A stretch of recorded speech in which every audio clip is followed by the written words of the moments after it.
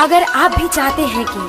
आपन म्यूजिक के वीडियो सबसे पहले आप तक पहुंचे, तो लाल बटन को दबाकर चैनल को सब्सक्राइब जरूर कर ले और साथ में बेल आइकन को दबाना ना भूलें।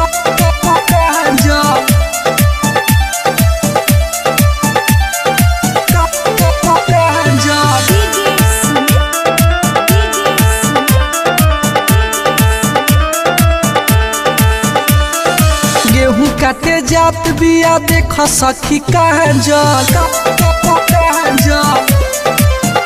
हाँ गेहूं काटे जात बिया देख सखी कहाँ जा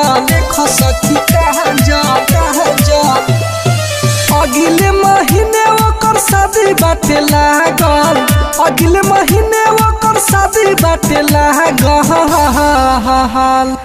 गेहूं काटे जात बिया देख सखी कहाँ जा हाँ गेहूं काटे जात बिया देख सखी कहाँ जा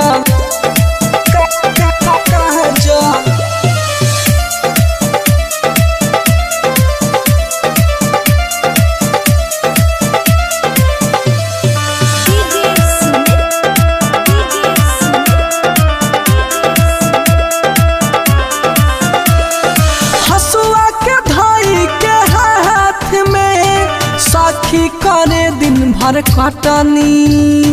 हो जाइबे समर होता शादी ओकरा के जाके हम डटनी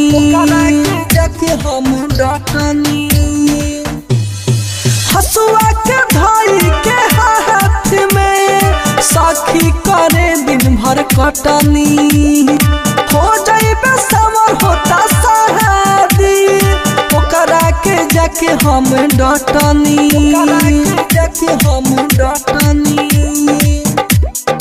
धोआ तारी बोझा देख भइल बारी पागल गेहूं काटे जात बिया देख सखी कहाँ जा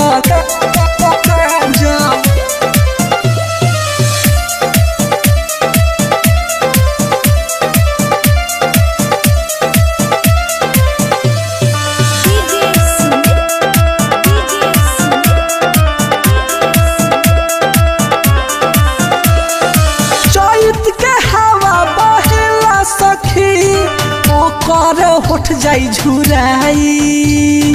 राइटर आशिक भाई के बनी कैसे लुगाई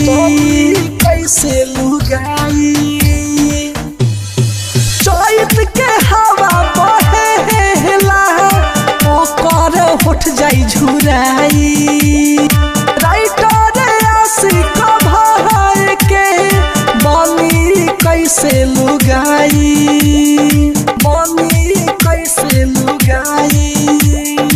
कुंदन विकास देखी घर छोड़ी भागल गेहूं काटे जात बिया देख सखी कहाँ जल